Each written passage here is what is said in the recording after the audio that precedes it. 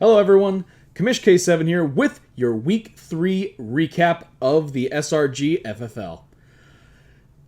This week was a little different from last week in that there weren't too many close matchups. Most of the matchups finished with like an average of 30 to 40 points between each team with the exception of one.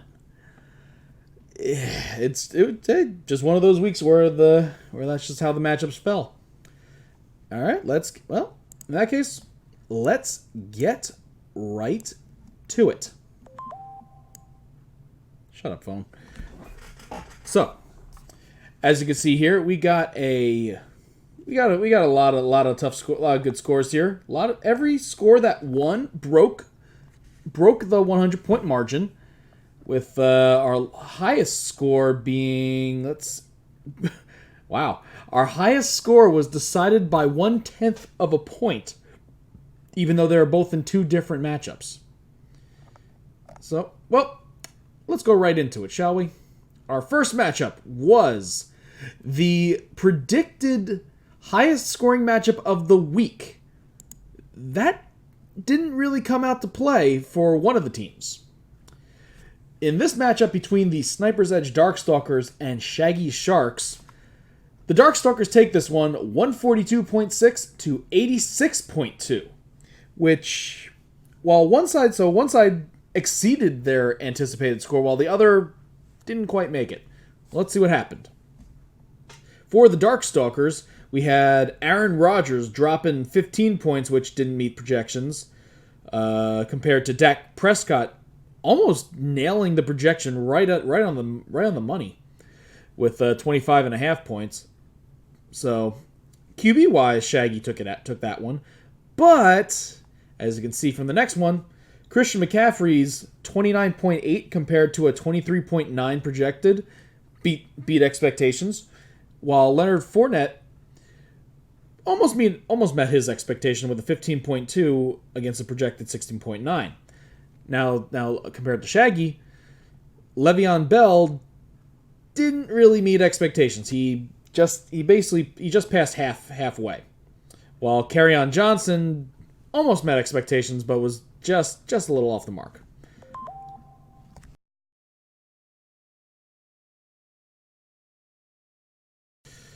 So, Keenan Allen of the Darkstalkers and DJ Moore combined for a good score, with Allen basically leading the way with one of the highest scores of the week, where he dropped around 44.5 points compared to a projected 17.4, where DJ Moore exceeded expectations but just barely. Unfortunately for Shaggy, Emmanuel Sanders and John Ross III combined for a total of 5 points. That's pretty much that's what killed the team right there. Very underwhelming performances by both Sanders and Ross, even though both of them did very, very well the previous week. They couldn't keep it going.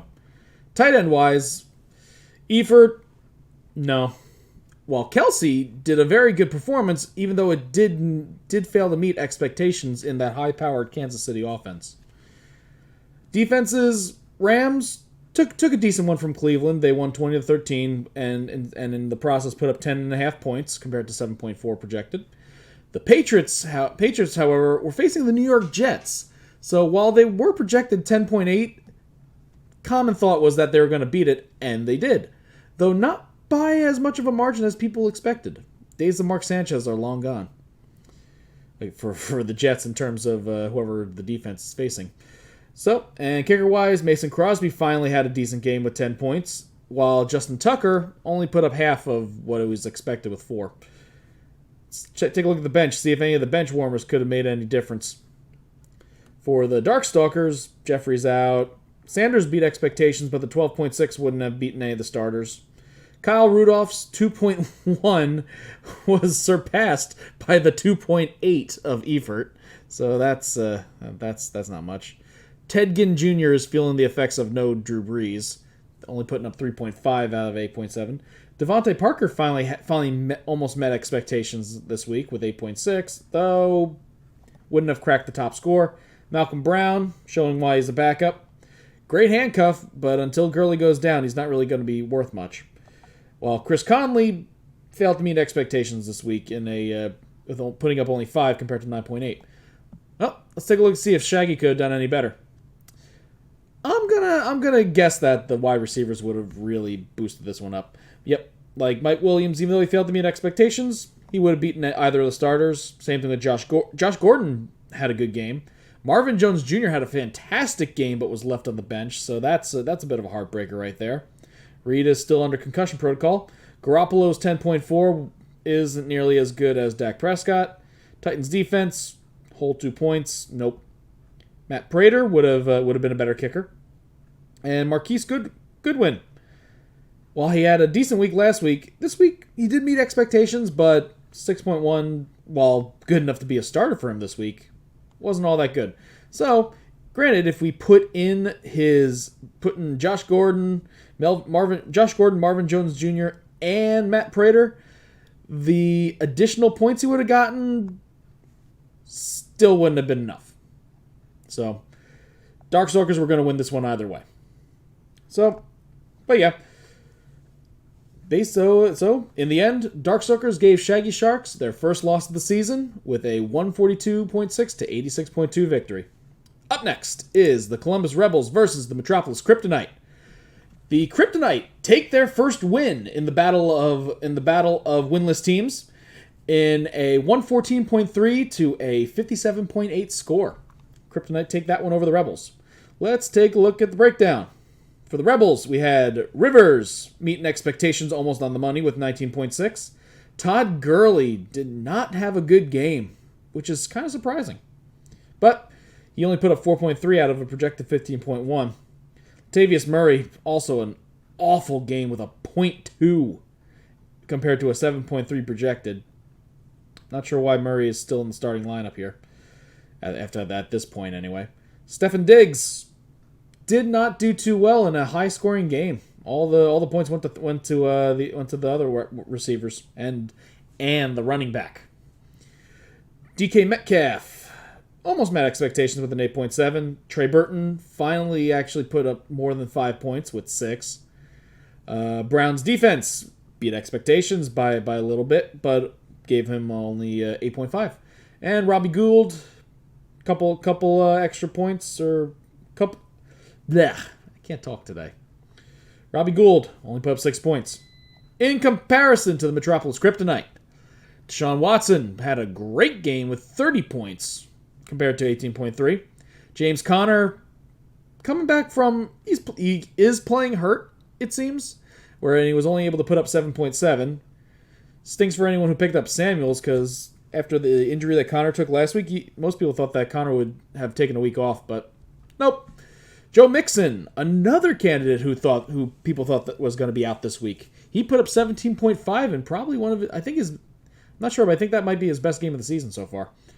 Robert Woods, 8.8 compared to 12.9, which is not too good, but decent enough for 8.8 points. Now his other wide receiver, Tyler Lockett, had a fantastic game, putting up 33.4. Hawkinson can't seem to recapture the magic and only put up 1.1. Bills defense against Cincinnati gave you 12 points, which is beat expectations. And Will Lutz, even though it was a high-scoring game, only was able to put up 3 total fantasy points. Let's see if any of our bench warmers would have been a better choice. Trubisky had his first decent game of the season, and he actually outscored the starter Phillip Rivers. That would have been a good pick.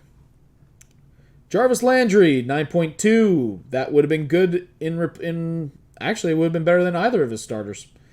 Greg Olsen, too, had a phenomenal game at putting up 25.5. Basically, he was one of the main targets for the New Carolina quarterback while Cam Newton's down. He was one of the main beneficiaries of that. Definitely would have put up more points than Burton. Tate still suspended. Rashad Higgins put up the goose egg. Singletary put up a goose egg. Crabtree only 2.9. I believe in this game, almost all the passes went to Fitzgerald. And Jack Doyle on Indianapolis putting up 8.6. Nice. Kind of surprising considering I guess it's a timeshare now. Who knows? All right. Let's see if the Kryptonite could have made their score any better. Cook, feeling the effects of Breeze. Humphreys, 15.3 would have been better than Woods, though I don't think anyone would have put in Humphreys over Woods. Same thing with Sanu, even though he put up 13.7.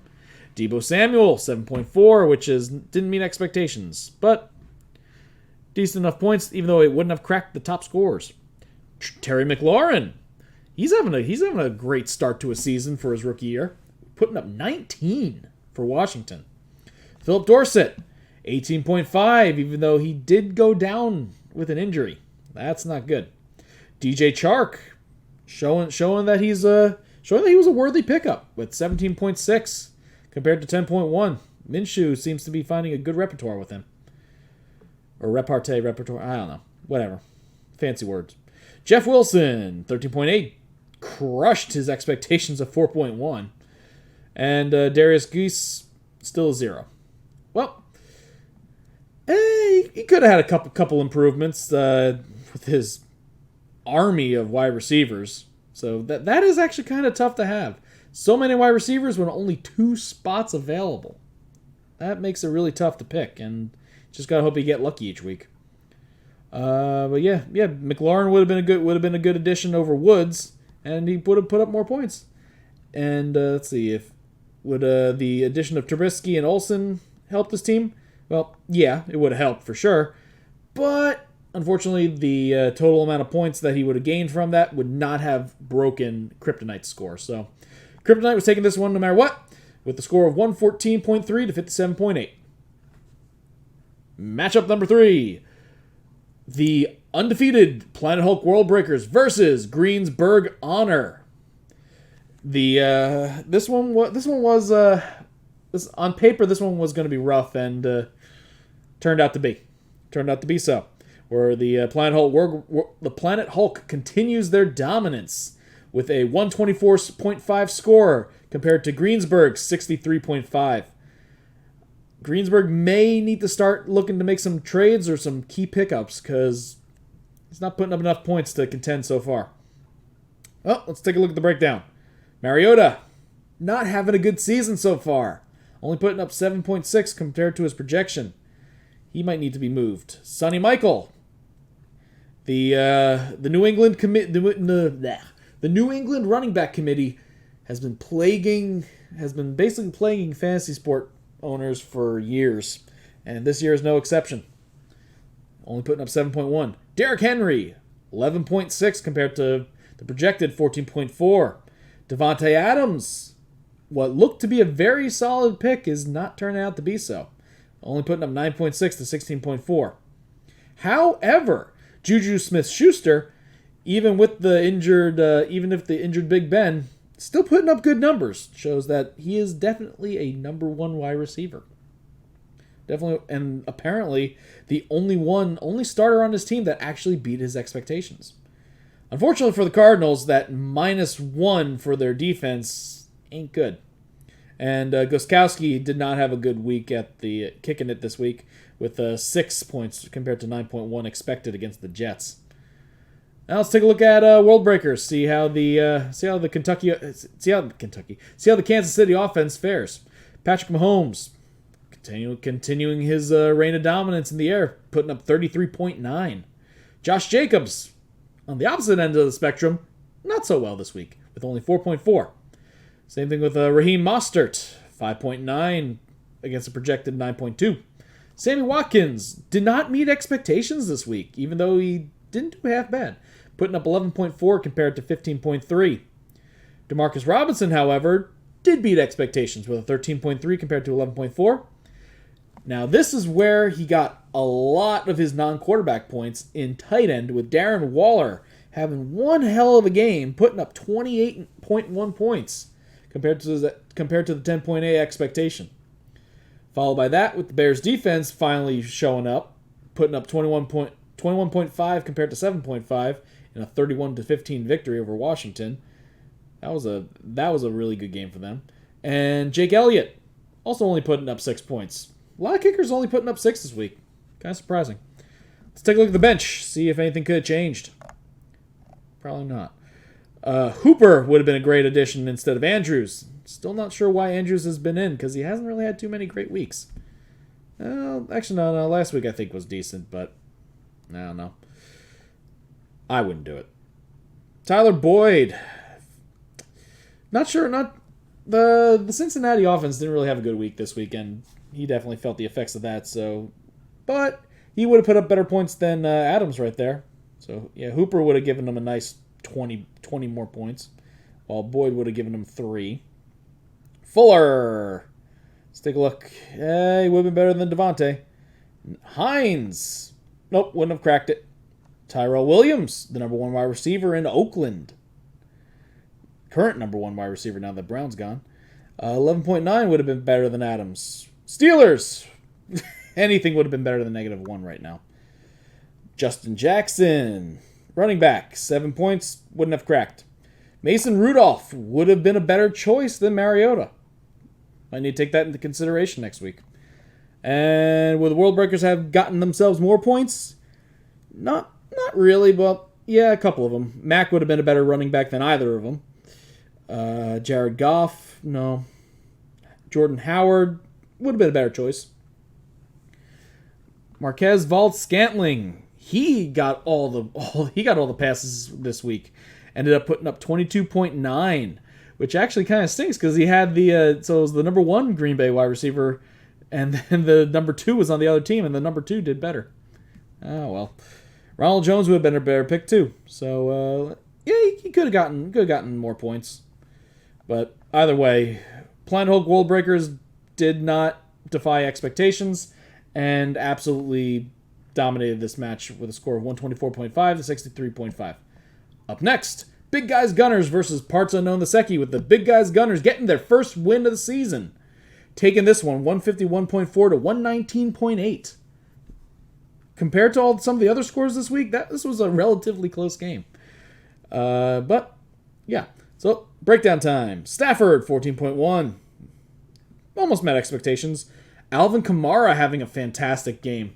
He seems to be the main beneficiary for Breeze going down. He's like the main target for... He's Bridgewater's main target, it seems. Whether it be from passing or handoffs.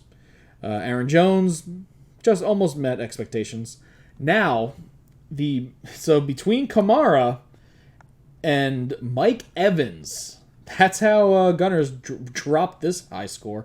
With Mike Evans having a game, dropping 46 points. Basically like 180 some yards and 3 touchdowns. I think almost all of them in the first... Actually, no, all of them in the first half.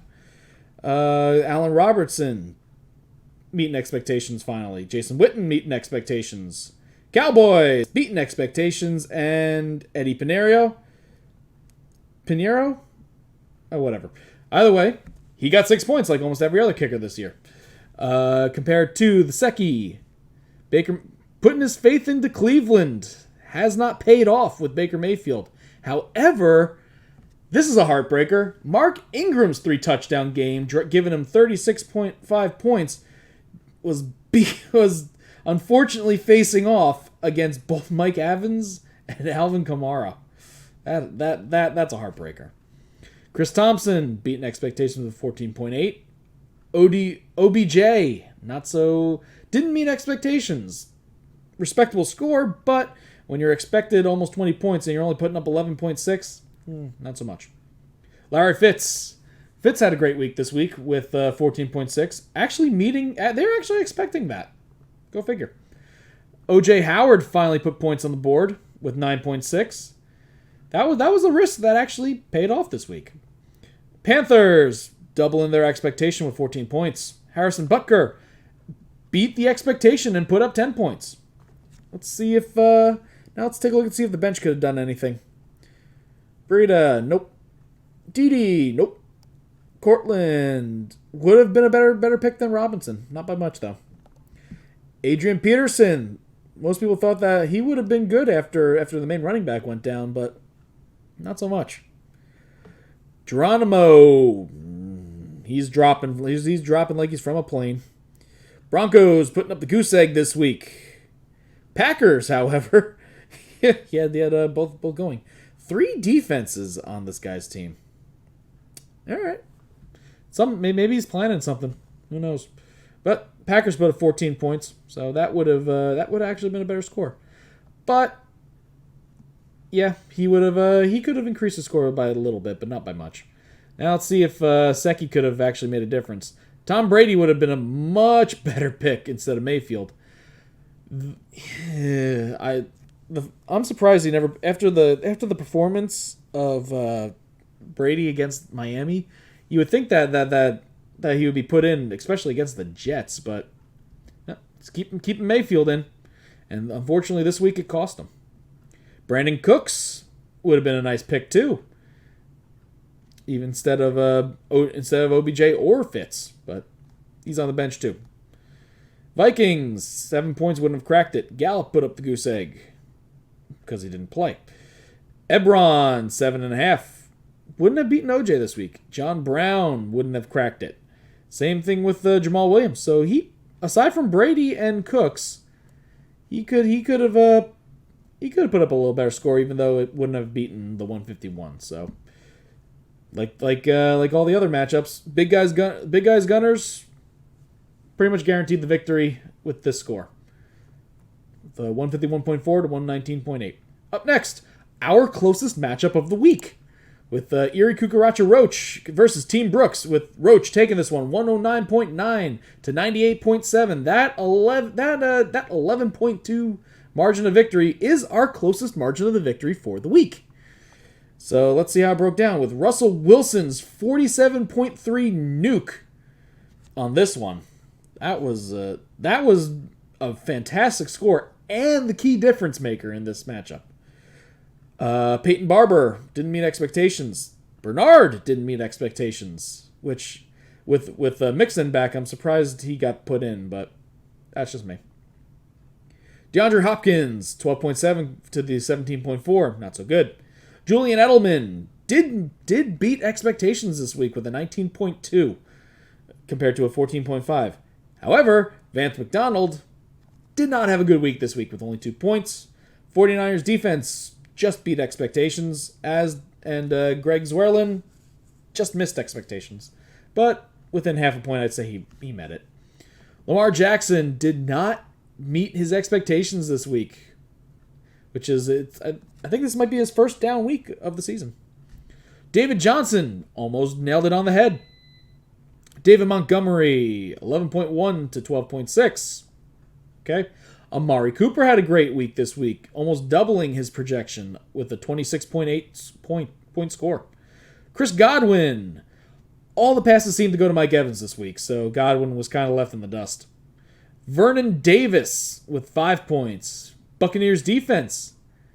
They should not have lost that game, but they did.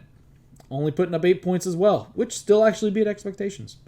And Brandon McManus, failing to meet expectations, dropping a 4 compared to 5.1. All right, let's see if anything could have been better. Yeah, Winston, even though he had a great game, would not have beaten Wilson this week. Winston versus Wilson. Nope. Deion Lewis, even though Bernard only put up a 3.2, Lewis only put up a 3. Stills would have actually been a slightly better choice than Hopkins, even though no one would have done that, so whatever. Go Dirt. Goose Egg. Sproles, 0.4. Yeah, Sproles seems to be the odd man out in this trifecta. Mike Davis, backup running back of the Chicago Bears, with a 0.2. And Andy Dalton beat expectations with a 16.1. But when you're expected to only make 13.9, if you fail to beat that, then you really did not do your job as a quarterback. So, let's see. Winston wouldn't have done it. Yeah, he could have gotten a couple more points, but not by much. This was pretty much the score that he was going to get no matter what, and he pretty much put in his best lineup. Let's see. Let's take a look see if Brooks could have cracked it. Kyler Murray, nope. Robbie Anderson, nope. Damian Williams still out. Chris Hendren out. Anthony Miller, nope. Carlos Hyde. I actually would have put him in this week instead of Montgomery, but that would have been a mistake. While Mecole Hardman would have been a nice addition to the wide receiver crew, taking over for Chris Godwin, which would have given him enough points to take the win. So yeah, we actually have a management choice that lost it for him.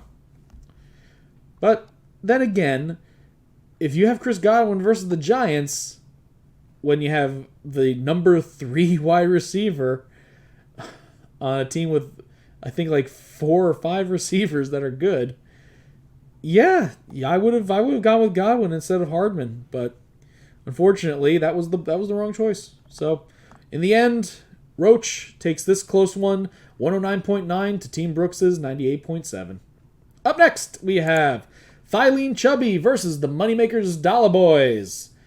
Dollar Boys seem to just find some bad luck in opponents each week, where Thylene takes this one, 151.5 to 99.3.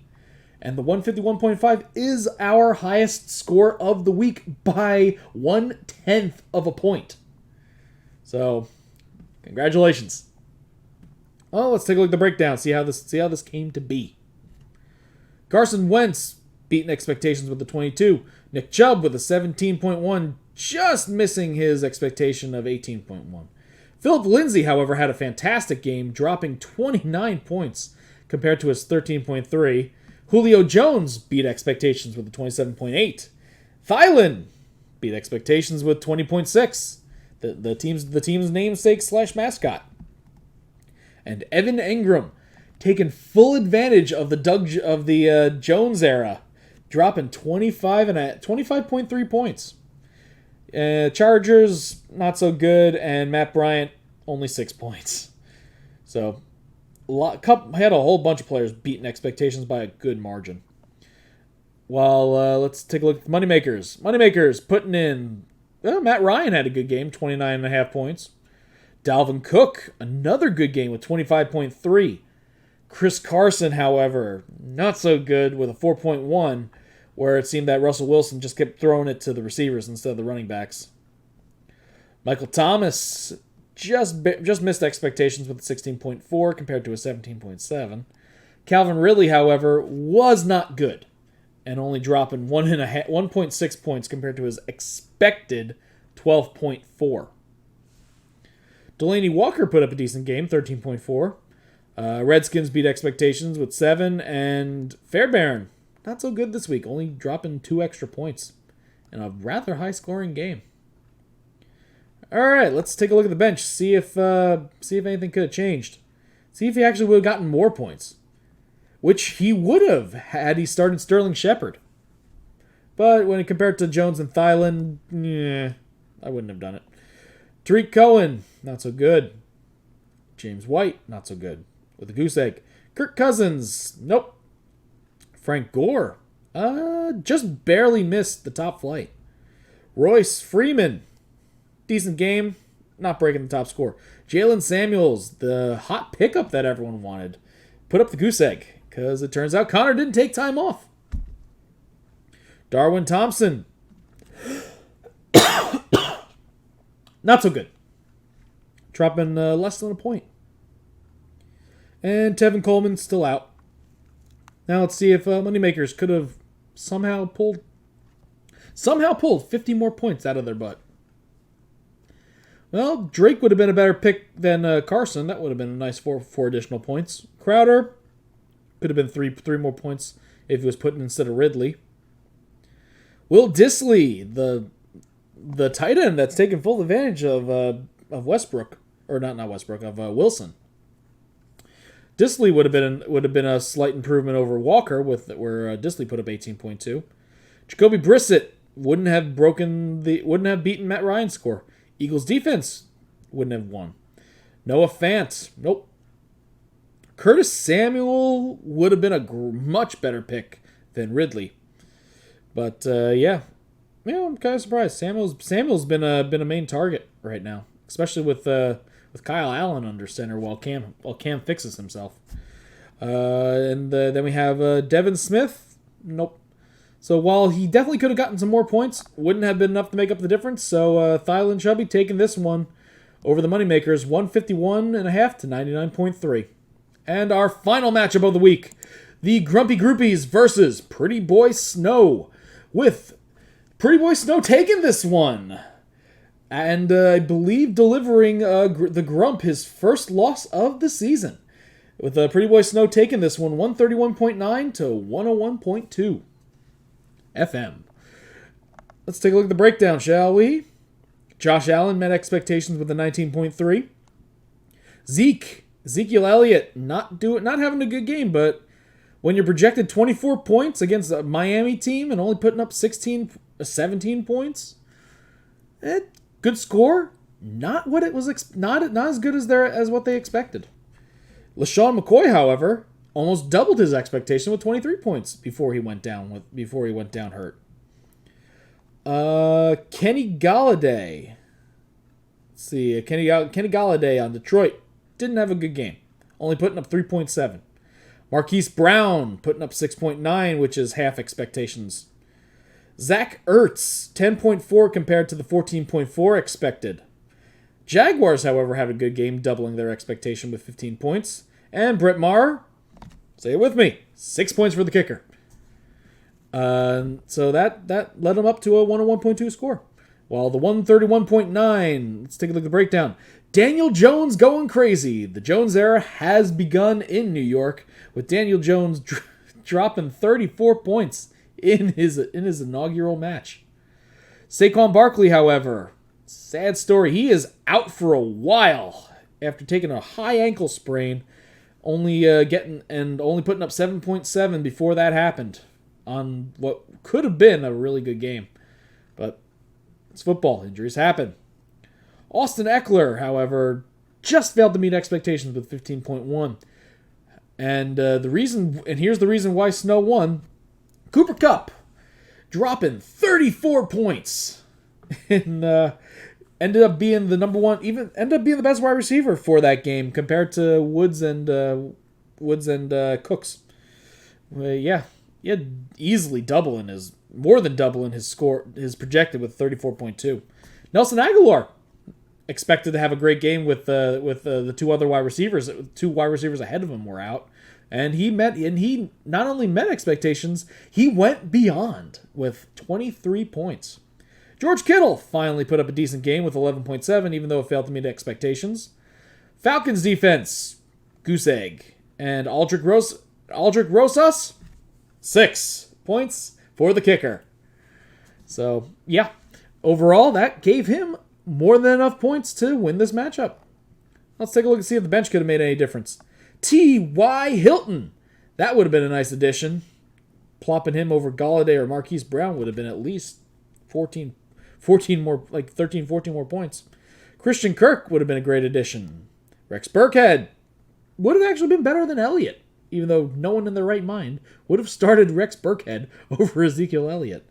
Case Keenum, 12.6, not enough to break the top. Tony Pollard, good score with a 22.8 compared to a 5.5. This is one of the games where the backup ended up putting up more points than the starter, where he was backing up Ezekiel Elliott. That's got to be nice to have Elliott as well as the handcuff. Nice, good job. Chase Edmonds, not so good. Alexander Madison put up a decent score this game with 11.8. So, let's see. Could any of this pushed him over the edge? Well, if he put in both Hilton and Kirk, that would have been enough.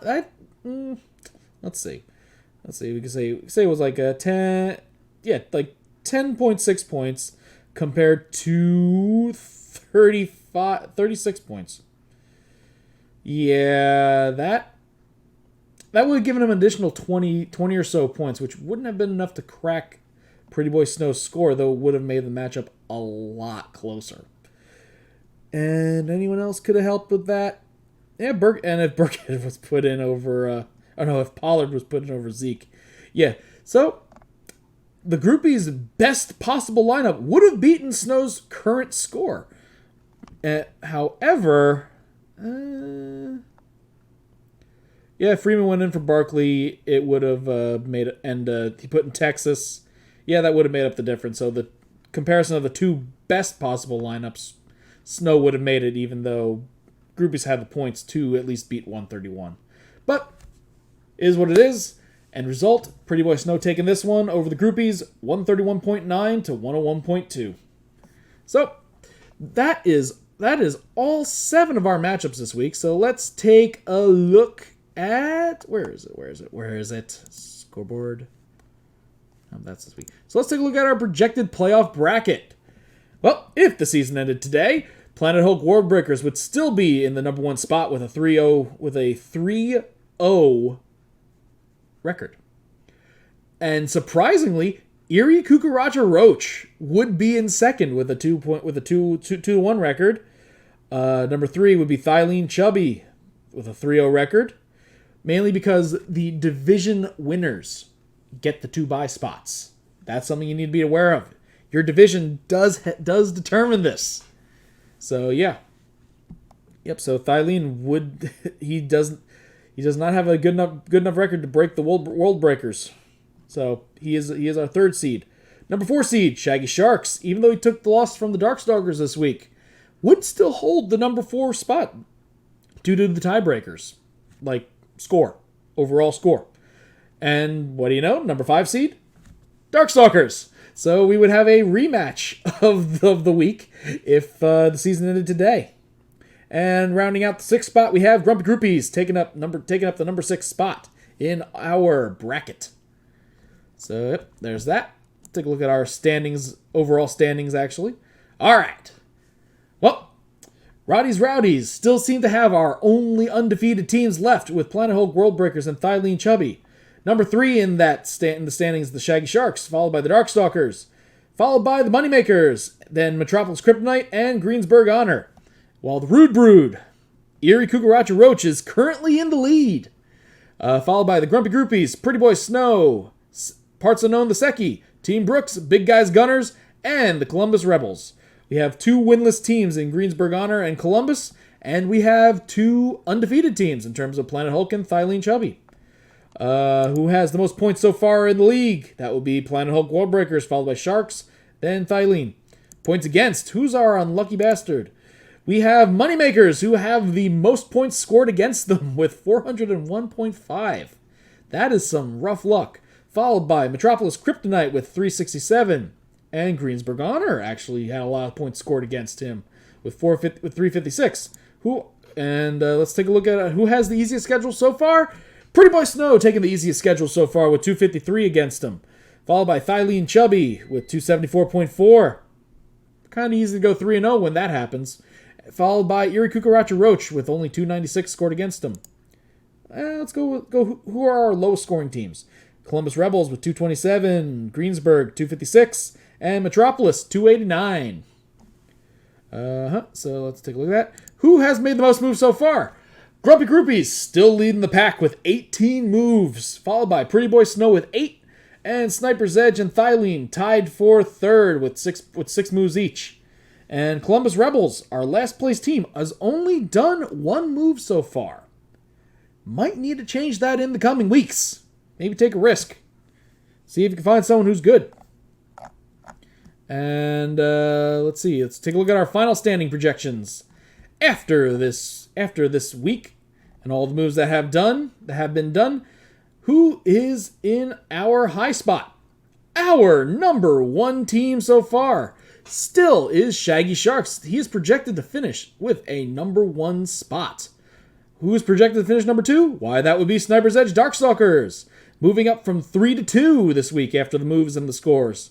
Number 3, with a big gain in the standings, we have Planet Hulk World Breakers, with the initial draft projection of 9, is now projected to finish 3rd. Thylene Chubby is number 4. Moneymakers, still scheduled to finish in 5th place. Who is scheduled to finish in 6th? Why, that would be our very own Grumpy Groupies. He is currently projected for 6th place. Metropolis Kryptonite, 7th place. Parts Unknown the Secchi, 8th. Big Guys Gunners, number 9. Number 10, Pretty Boy Snow, with an initial draft projection of 2. He has dropped down to 10th place in projected finish. Number 11 would be Erie Kukaracha Roach, which kind of surprising considering he is currently the leader in his division. So we'll see how the season turns out. Number 12, Greensburg Honor. Number 13, Team Brooks. And Columbus Rebels bringing up the rear, continually projected to be number 14. And is currently still projected to be number 14. are trending upwards. Still Planet Hulk World Breakers sitting 6 spots ahead of where he was originally projected. Grumpy Groupies, 4 more. And Parts Unknown the Seki, up 3. Pretty Boy Snow, however, down 8 spots from his initial projection. Greensburg Honor, down 7 spots. And followed by Team Brooks, who's only projected down to be 1 spot, along with Big Guys Gunners. Me, however, I am currently sitting at projected 3rd, currently now projected 2nd. See how it goes. Alrighty, now that all that recap is done, let's give ourselves some of our awards for this week. As stated before, our closest margin of victory would be Erie Cucaracha Roach versus Team Brooks, with being our closest matchup of the week, decided by only 12.2 points. That might be our widest margin for closest match of the week. Let's see. And who had our blowout victory this week? Let's see. We got a couple close ones. So let's see. 142.6 compared to 86.2. Let's do some quick math, shall we? So let's see. 8, 9, 10. So that's 56 points. Around 56 points for that. However, Metropolis Kryptonite finishing off with 114.3. That is more than 56 points from his opponent of 57.8. So let's see, that would be 50, would be 107. So around 64 points. Well done. So our current margin is 64. Is the 64 more than the Planet Hulk versus Greensburg? Nope, that's just a flat 60. Or 61. Nope, not wide enough. Not wide enough, and not wide enough. All right, our widest margin of victory. Congratulations, Metropolis Kryptonite. You beat your opponent by around 67 points. Nice job. Our highest score of the week was Thylene Chubby, just eking it out over the Big Guys Gunners with 151.5. And our lowest score of the week would be the Columbus Rebels with 57.8. Our top scoring player of the matchup this week was... it looks like it was Russell Wilson, followed by Mike Evans, followed by Keenan Allen. Nice. Good job. Good job for all those teams. So, let's take a look at our... Oh, what's this? Game lines? Game lines. Let's see what that was. Yeah. Okay, cool. We'll take a look at that later. Let's take a look at our next week's matchups. Next week, we have the two commissioners going at it, with Sniper's Edge Darkstalkers facing off against Metropolis Kryptonite. We also have Big Guys Gunners versus Greensburg Honor. Let's see if the Honor can finally crack a victory. We have Columbus Rebels versus Erie Cucaracha Roach in a projected to be a rather low-scoring game. Can the Rebels pull off their first victory of the season? Planet Hulk World Breakers versus Thylene Chubby. At the end of this week, there will only be one undefeated team left, unless they somehow end in a tie, which, going by our scoring system, actually no, we had a high score missed by 1/10 of a point, so who knows what the heck may happen. Up next, we have Grumpy Groupies versus Parts Unknown the Seki. We also have Shaggy Sharks versus Moneymakers Dollar Boys. This might be a bit of a rivalry outside fantasy football. And finally, we have Team Brooks versus Pretty Boy Snow. So let's see, what is our projected highest scoring matchup of the week? Doing some math in the head. Well, you know, it looks to be my matchup again, with Sniper's Edge Darkstalkers versus the Kryptonite. Projected total of 118.3 against a projected 103.9. And so yeah, that's looking to be our highest total scoring matchup of the week. And who has the highest projected overall score of the week? That would be my team again. That's fantastic. I think that means that I drafted pretty well, because at least it shows that I have a good amount of projected points. And our lowest projecting score of the week would be, like I said before, Columbus Rebels versus Erie Cucaracha Roach. The Rebels projected to throw up 79.9 compared to the Roach's 84.9. Those are actually our two two lowest projected scores of the week. So what do you know? Isn't it fun how things work out? Our highest projected player is looking to be probably Patrick Mahomes. And yep, it looks like it's going to be Patrick Mahomes. Good luck. And let's take a look at our game lines. Oh, it looks like the projected line for Kryptonite versus Darkstalkers, -14 in favor of the Darkstalkers. Big Guys Gunners have a -8.4 against Greensburg Honor. Looks like our widest line, our biggest line of the week would be Erie Cucaracha Roach with a -21.3 over the Rebels. Planet Hulk actually is not scheduled to win this one, projected, where Thylene has a -6.5. Groupies have a -2.5 versus Parts Unknown Seki. This one looks to be our closest matchup of the week, with a line of a -0.8 with Shaggy Sharks versus Moneymaker Dollar Boys. With a line like that, even though their projected scores are rather different, it only has a -0.8 of a point line. So if we're looking for a upset, this one has the lowest. This has the lowest chance of meeting expectations. So who knows who might win this one.